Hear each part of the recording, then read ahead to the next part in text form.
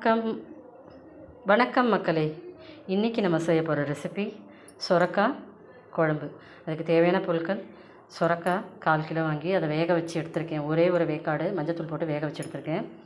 ஒரு தக்காளி, 2 சின்ன வெங்காயம், பூண்டு, கருவேப்பிலை, புளி கரைச்சி, மிளகாத்தூள், உப்பு எல்லாம் போட்டு வச்சாச்சு. கடைசியில் தேங்காய் அரைச்சி ஊற்றணும். போட்டதுக்கப்புறம்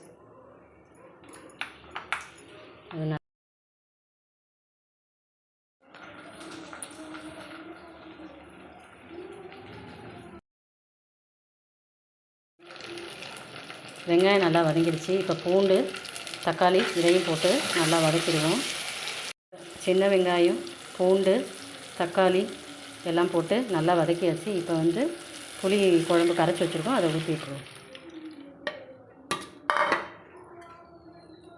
இது நல்லா கொதித்ததுக்கப்புறம் தான் வேக வச்ச சொரக்காவை போடணும்.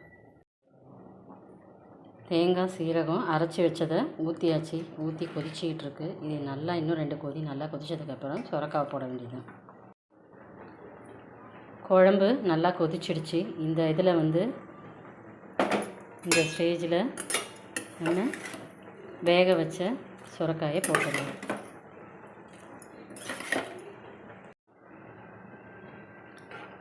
சொரக்காயெல்லாம் போட்டாச்சு. நல்லா 2 கொதி வந்ததுக்கப்புறம் அடுப்பை ஆஃப் பண்ணி பார்க்கலாம். குழம்பு நல்லா கொதிச்சிடுச்சு. இப்போ நம்ம கொத்தமல்லி போட்டுருவோம். அவ்வளோதான், சொரக்காய் குழம்பு ரெடி.